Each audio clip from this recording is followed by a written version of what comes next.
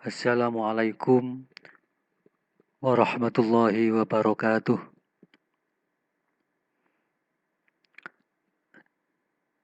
Saya sampaikan selamat bergabung di media pembelajaran Pendidikan Agama Islam dan Budi Pekerti SMK Persatuan Satu Tulangan. Mudah-mudahan pertemuan kita yang awal ini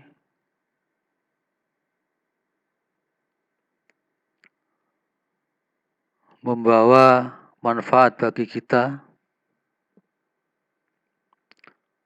Untuk itu, sebelum kita mengkaji materi tentang meyakini adanya hari akhir, marilah kita bersama-sama berdoa dengan membaca surat Al-Fatihah dengan harapan mudah-mudahan materi yang kita kaji kali ini membawa manfaat bagi kita, membawa barokah dalam kehidupan kita. Untuk itu kita bersama-sama mengawali dengan baca surat Al-Fatihah. Ila diniyah ala niyatin sholihah bi barakatil Fatihah. A'udzu billahi minasyaitonir rajim. Bismillahirrahmanirrahim. Alhamdulillahirabbil alamin. Ar-Rahmanir-Rahim. Maliki yaumiddin.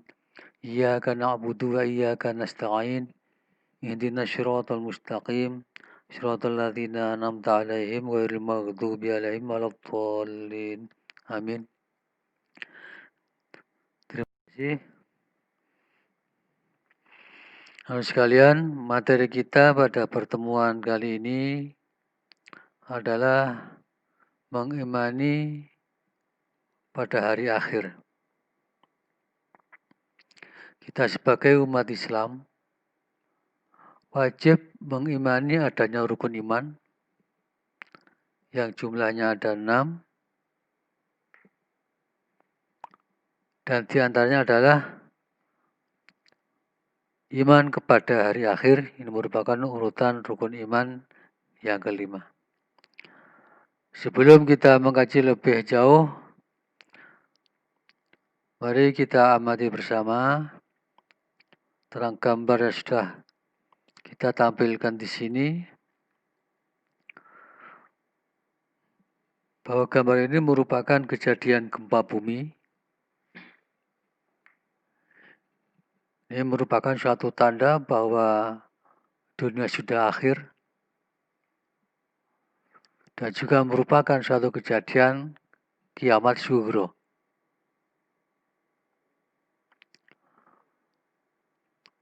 Banyak gunung yang meletus juga merupakan suatu tanda-tanda bahwa hari sudah akhir. Namun kapan datangnya hari kiamat itu rahasia Allah. Namun tanda-tanda sudah banyak terbukti pada akhir zaman ini. Yang semua ini akan berakhir pada suatu kematian.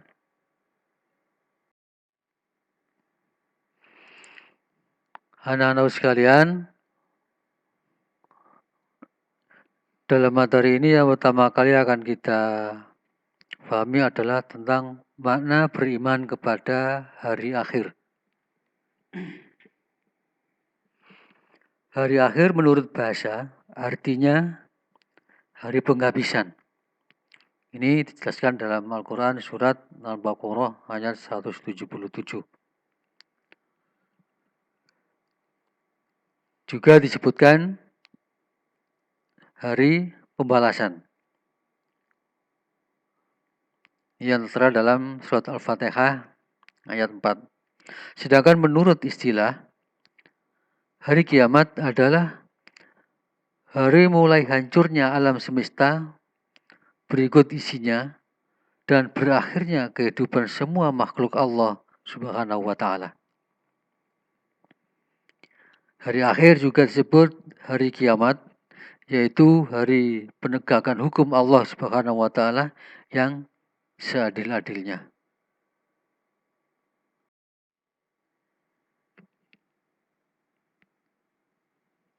Kemudian hari akhir atau hari kiamat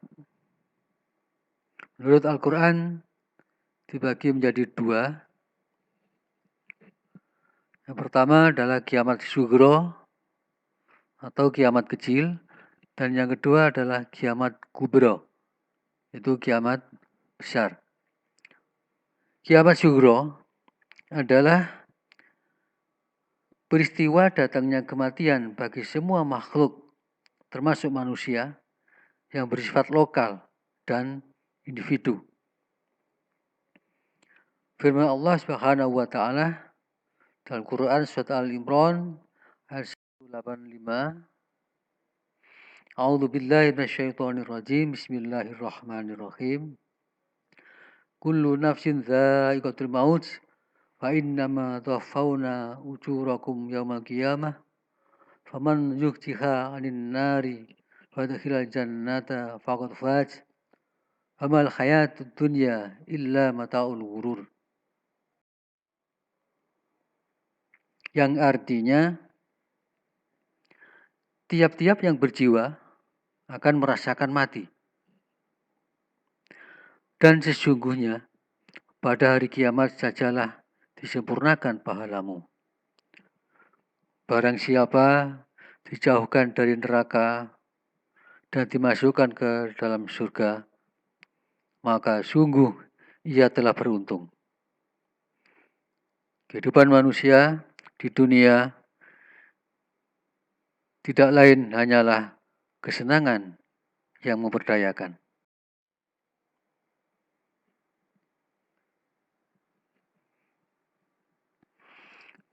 Kemudian peristiwa-peristiwa yang harus diimani yang akan terjadi sesudah mati antara lain adalah pertama fitnah kubur,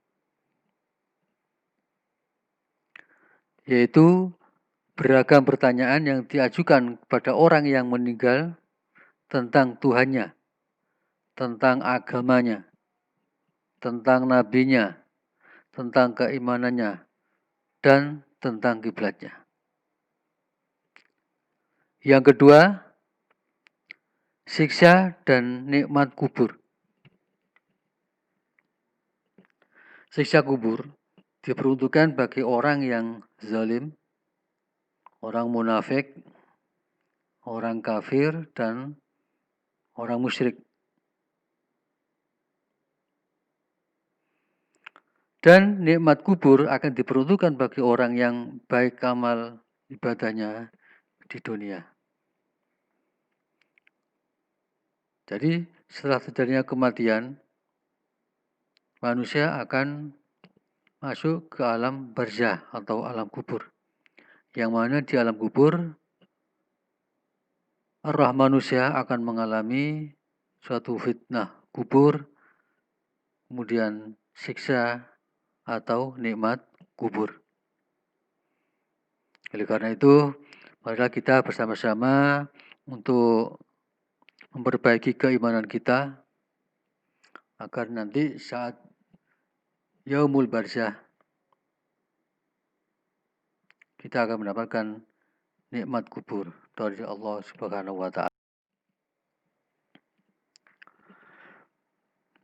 Kemudian sekarang tentang tanda-tanda kiamat kubro. Di antara tanda kiamat kubro nanti di antaranya adalah kenampakan Dajjal. Jadi menjelang hari akhir nanti adanya Dajjal sebagai fitnah terbesar bagi keimanan manusia. Ia bermata sebelah dan pendusta.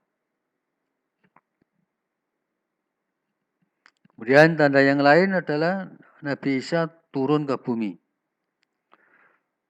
Dalam hadis Rasulullah diriwayatkan, tidak terjadi kiamat sebelum turun di tengah-tengah kalian Isa bin Maryam sebagai hakim yang adil. Dia menghancurkan salib, membunuh babi, dan melimpahnya harta. Kemudian yang ketiga, kenampakan Imam Mahdi adalah seorang muslim muda yang diutus oleh Allah Subhanahu wa taala untuk menghancurkan semua kezaliman dan menegakkan keadilan di bumi sebelum kiamat datang.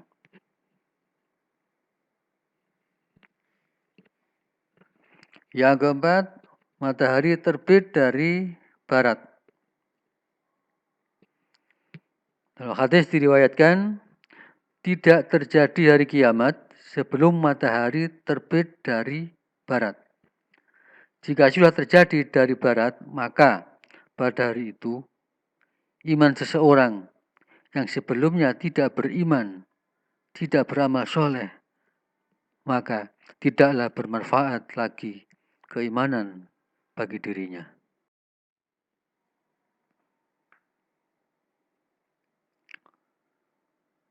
Berikutnya, sebagai tanda hari akhir, tidak berfungsinya hukum-hukum alam. Dalam Quran, surat Al-Infitar ayat 1-5 dinyatakan, apabila langit terbelah, bintang-bintang jatuh berserakan, lautan menjadikan meluap, kuburan-kuburan dibongkar, maka tiap-tiap jiwa akan mengetahui apa yang telah dikerjakan dan yang dilalaikan.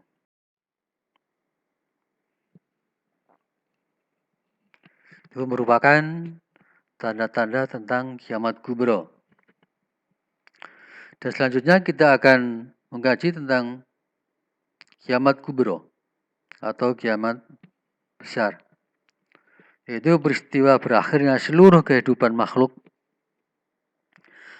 dan hancur leburnya alam semesta secara total dan serentak.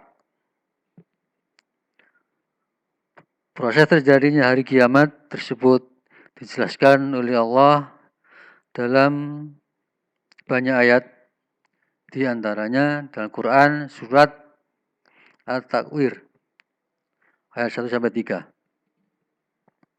A'udzubillahi minasyaitonirrajim. Bismillahirrahmanirrahim. Idza syamsu kuwirat wa idzan nujumun kadarat wa idzal jibalu suyyirat. Yang artinya apabila matahari digulung, apabila bintang-bintang berjatuhan, dan apabila gunung-gunung dihancurkan. Jadi, kalau kiamat sugro terjadi pada individu makhluk atau terjadi tidak secara serentak. Sedangkan kiamat kubro akan terjadi suatu kehancuran yang terjadi secara serentak. Kecuali makhluk-makhluk Allah yang tidak musnah, yang memang dikehendaki oleh Allah. Saudara sekalian, mungkin ini untuk pertemuan yang pertama kalinya, karena terbatasnya waktu, kita akhiri sampai di sini, dan lanjutan materi akan kita sampaikan, akan kita lanjutkan pada pertemuan yang akan datang. Sekian, akhirul kalam. Wassalamualaikum warahmatullahi wabarakatuh.